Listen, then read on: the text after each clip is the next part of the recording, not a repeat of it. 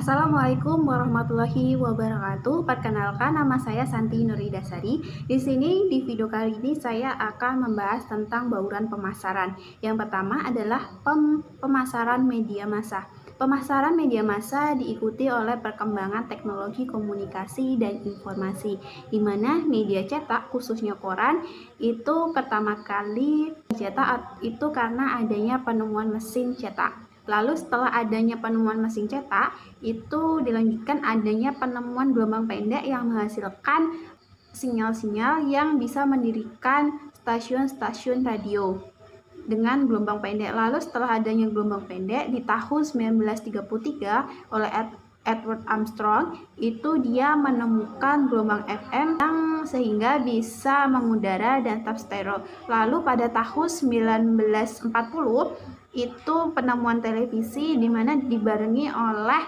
pendirian stasiun televisi yaitu WNBC TV di New York. Media massa bersifat tunggal dan seragam. Media itu memiliki 3 jenis. Yang pertama ada media publik, ada media komunitas, dan ada media komersial. Nah, media itu merupakan kekuatan keempat setelah eksekutif, legislatif, dan yudikatif, di mana media itu mempunyai keunikan. Yang pertama yaitu organisasi media menyebarluaskan pesan sehingga bisa membentuk opini dan mempengaruhi masyarakat. Lalu yang kedua adalah media massa berada pada pasar khusus. Nah, setelah itu pemasaran media massa ini dikenal dengan analisis 5 daya komoditas, di mana di analisis 5 daya ini terdiri dari ancaman pendatang baru, kekuatan pembeli, kekuatan pemasok, ancaman produk pengganti, dan persaingan kompetitif. Yang pertama adanya ancaman pendatang, di mana di ancaman pendatang ini kita harus tahu skala ekonomi, tinggi rendahnya biaya pendatang baru, kemudian akses distribusi. Lalu yang kedua adalah kekuatan pembeli, di mana kita harus bisa mempunyai jaringan grosir besar. Terus kita tahu yang membeli, kekuatan pembeli kita tuh siapa, pemasok kecil atau pemasok besar. Dan kita harus tahu biaya perpindahan di kalangan pemasok tuh berapa. Lalu kekuatan pemasok kita harus tahu apakah dia itu pembeli besar, maksudnya pemasok kecil atau pemasok besar. Lalu kekuatan mereknya seberapa. Lalu keempat adalah ancaman produk pengganti. Kita harus tahu produk mana yang menggantikan lebih baik ataupun tidak. Lalu kita harus tahu pesaingnya. Kita harus tahu pesaing kita tuh siapa. Lalu apakah produk kita itu bisa disebarkan atau diganti oleh produk lain. Lalu yang kelima, yang terakhir itu adalah persaingan kompetitif, di mana di persaingan ini sangat mungkin menjadi tinggi bila persaingan yang masuk sama dengan kita.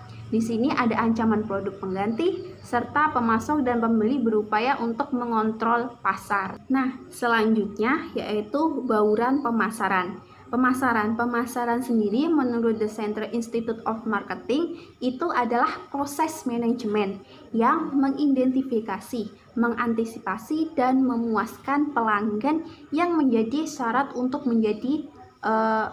bisa memperoleh laba. Jadi pemasaran itu yaitu memasarkan dan mencari untung. Setiap media itu pasti mencari untung atau profit. Nah, jadi di bauran pemasaran ini itu adalah kombinasi dari 4 variabel, 4P, yang artinya dia itu harus ada produk, ada produknya, harganya, promosi, dan distribusinya kemana aja. Yang pertama, produk itu adalah jasa yang kita jual, jasa yang kita mau jual, yaitu perusahaan ataupun organisasi, itu produknya apa, jasanya itu apa yang mau kita jual. Nah, di produk ini kita harus tahu lini produk itu adalah sekelompokan produk yang tujuannya dan karakteristiknya itu hampir sama. Kita harus mengetahui, misalnya ketika perusahaan sepatu anak, nah di perusahaan sepatu anak itu pasti tidak memproduksi sepatu anak saja, tetapi dia pasti memproduksi sepatu resmi, sepatu casual, sepatu olahraga itu kan ada anak-anaknya. Lalu di produk ini juga kita harus mengetahui strategi pemasarannya itu seperti apa. Yang pertama, kita harus tahu memperluas lini produknya dengan menambah jumlah lini produk dan menyempitkan bauran pemasaran tadi. Yang saya jelaskan tadi, contohnya sepatu tadi. Lalu yang kedua adalah perubahan produk yang ada yang dilakukan dengan desain ulang produk, yaitu dengan barangnya sudah ada nih, kita mendesain ulang sehingga bisa dipasarkan dan bisa dipasarkan produk itu sendiri. Lalu ada pengembangan manfaat dari produk yang ada. Kita harus tahu kita mengembangkan lagi produk kita, sebenarnya pasta gigi. Di pasta gigi itu kan dia cuma kayak untuk pembersih. Nah, kita mengembangkan, ada rasa lemon seperti itu untuk menyegarkan pasta itu, ada inovasi tersendiri. Lalu adanya penentuan posisi produk. Nah, posisi produk ini arah pasar kita tuh mau kemana ini produk ini, mau ke anak-anak kah, orang dewasa kah, atau orang tua. Setelah kita ada produk, kita harus juga ada harga. Harga itu adalah jumlah uang yang dibutuhkan untuk mendapatkan sejumlah kombinasi dari barang beserta pelayanannya, yaitu tujuan dalam penentuan harga itu ada 4. Yang pertama itu harus ada mendapatkan laba maksimal, dan yang kedua mendapatkan pengembangan investasi yang ditargetkan dan pengembalian pada penjualan bersih. Lalu yang ketiga adalah mencegah dan mengurangi persaingan. Yang keempat, mempertahankan dan memperbaiki pasar.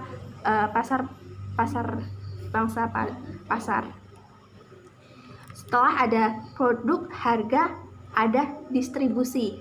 Distribusi itu saluran produk kita tuh mau disalurkan kemana sehingga bisa sampai ke konsumen atau pemakai industri itu sendiri. Setelah ada distribusi, kita ada promosi, yaitu untuk mempromosikan produk kita kepada konsumen. Jadi di mana promosi itu adalah arus informasi atau persuasi satu arah yang dibuat untuk mengarahkan seseorang atau organisasi kepada tindakan yang menciptakan pertukaran dalam pemasaran. Sehingga ada pertukaran pemasaran, sehingga dia dengan promosi dia berminat untuk mengiklankan sebuah produknya ke media massa ataupun produk-produk lain gitu lah. Nah, di promosi ini kita ada konsep dasarnya, itu ada 4. Yang pertama adalah konsep produk. Nah, di konsep produk kita harus menjelaskan kepada pelanggan dengan memilih produk ini dan dengan menawarkan produk ini, dia mendapatkan fitur-fitur produk yang berkualitas, terus berkinerja bagus dan inovatif. Lalu ada konsep penjualan.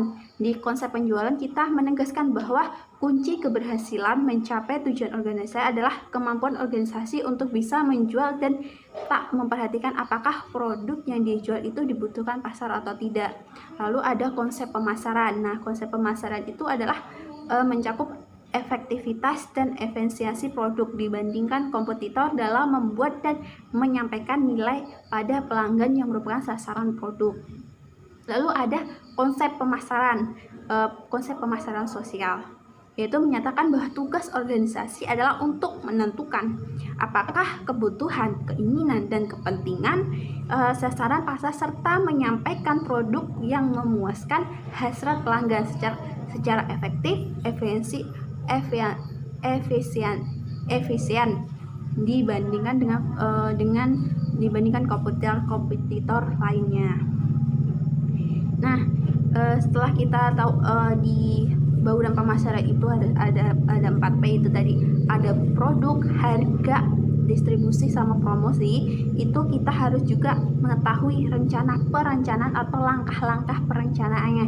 Itu yang pertama, kita harus mengetahui analisis audit kondisi saat ini. Yang kedua, kita menetapkan tujuan. Habis setelah menetapkan tujuan, kita menetapkan strategi pemasaran yang digunakan untuk bisa menarik konsumen.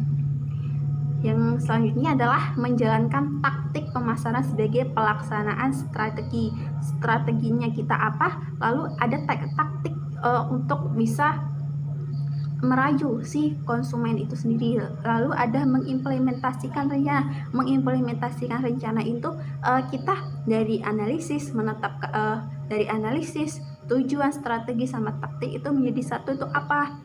Mengimplementasikan seperti apa?